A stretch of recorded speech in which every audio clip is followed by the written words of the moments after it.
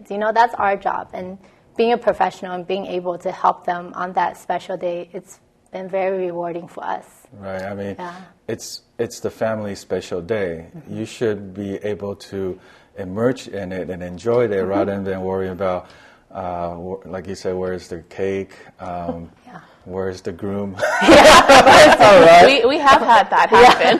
Really? Yes. Well, share with us what kind of thing that happened in your wedding planning.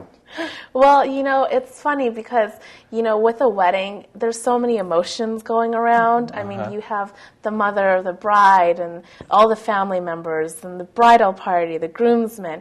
And so really all these different people with different personalities coming together. So as our job is really to maintain communication and let everyone know what their responsibilities are. That way everyone comes on time. We've had a groom call us, you know, in the middle of the night, teasing, of course, say, I'm not coming to the wedding. You know? And we said, no, you get your butt down there, you know. But seriously, I mean, that's why we're there. We have all the numbers. We have all the contacts. If we need, if the cake doesn't show up, we have an extra cake vendor who can come in with the cake. And that's happened before. Yeah. So. And usually there's so many behind the scenes that happen, but the client doesn't know. We're like, there's one time the cake didn't show up. And then at the end, we asked the client, did you notice anything different about your wedding today? They're like, no, everything's perfect. Thank you so much. And we got a big hug. And then we told them, oh, actually, that's not your wedding cake. That's the substitute one that we find.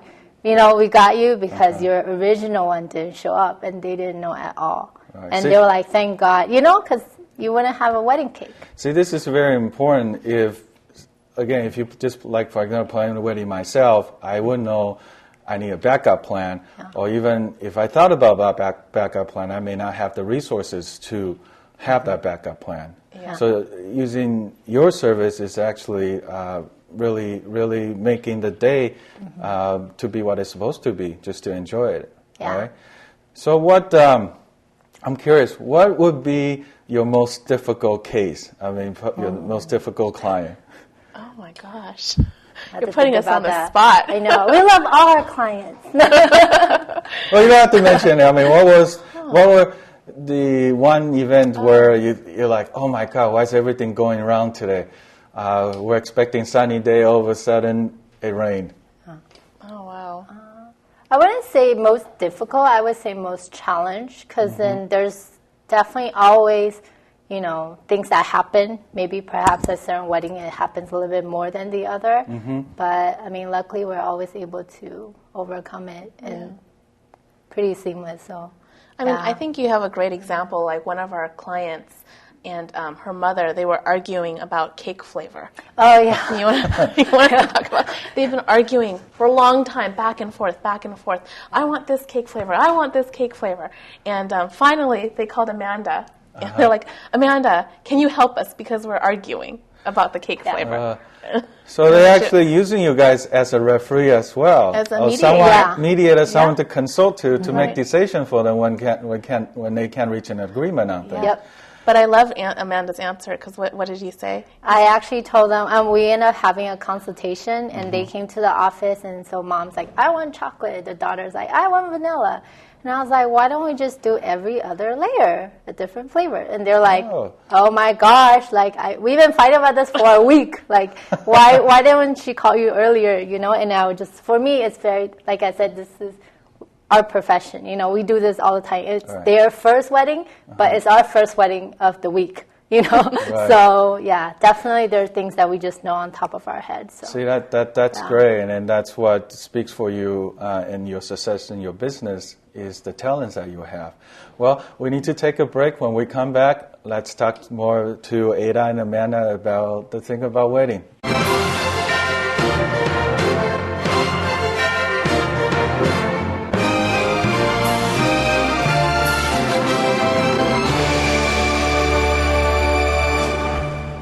Welcome back to the show. I'm your host, Henry Huang. With us in the studio today are my two good friends, Amanda and Ada. They have a event planning company which just won two very prestigious award last year. And we were in our last segment, we were left out with talking about all these interesting happening in a wedding. The during the break, we had time to think about a couple of things that actually were pretty interesting that happened, right? Yeah. Well, have you heard of the movie Wedding Crashers? Yes, it was a very popular movie. It was, yes, and it actually happens from time to time. Yes. We get wedding crashers. Oh, really? They actually, people just come in, and how they get passed through the guest list? Actually, they came during dinner time, and they weren't very sophisticated wedding crashers because they didn't even dress up for it. And our wedding was a very nice wedding, so immediately they were spotted by us, and then we told the security, so the client didn't even know. But it was just very, first time we had wedding crashers, so it was kind of exciting for us. Well, see, that's another thing you're looking out for your clients. Yes. You don't want to want the guests crashing the party and ruin the day. Yeah. And you said there was another incident that happened. Actually, the city's first A team came out or something like that. Yeah, actually, we had a wedding. It was a ceremony, outdoor ceremony, and we had a woman who, unfortunately, she fainted because she didn't have food.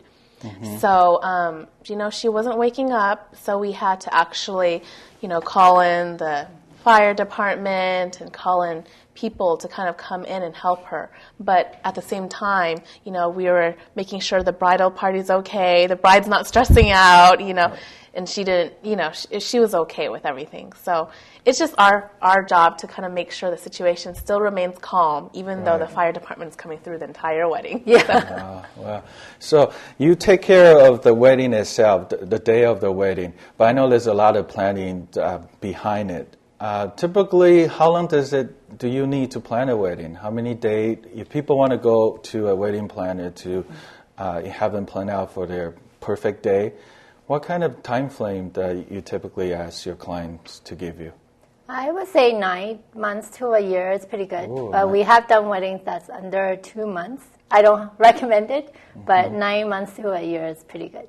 Yeah. Why so long? Is it for you to secure location? And Usually it's because of the venue. Because a lot, especially the popular places, they get booked up really quickly. Right. Yeah. Yeah, and also with Asians, they have so-called lucky days that they want to have their wedding on, right? Yeah. So those days kind of fall on days where a lot of venues aren't available. Yes, that's correct. Like for this year, November 21st is very popular. We got tons of calls, and November 21st is very lucky. Okay, so don't do wedding on November 21st. It might be too late to secure any venues now, right? Yeah, and then most good vendors are booked. So what are some of the good venues for having wedding? We have, one of ours is Four Seasons Santa Barbara, and also the Langham in Pasadena, and Cafe Pinot in downtown Los Angeles. Mm-hmm. Marvamon in downtown LA is a really unique venue. Pacific Asia Museum, we love that one because it's an Asian museum dedicated to Asian art. Right. But you can have your ceremony in the courtyard and reception in the courtyard. Afterwards, the museum's actually open for your guests to stroll around and actually take a look at the art too. So we like that. Well, that's pretty interesting. I mean, I have gone to so many weddings, but the Asian Pacific Museum I never gone to one, but it sounds really interesting. I mean, after the banquet or whatever, you actually get a chance to do something else rather than maybe spend a whole evenings sitting and talking to people that you don't really want to talk to, right? Well, and that's the thing. For us, we really encourage our clients, and even anyone just planning their weddings, to really make it personal. Mm-hmm. So, really make it reflect your personality. It doesn't have to be what you think a wedding is, what you see on TV. It should be about you. Right. So if you what do you like, Henry? I like museum. You like museum? Yeah. Well, then it would be great to have it at a museum. It's very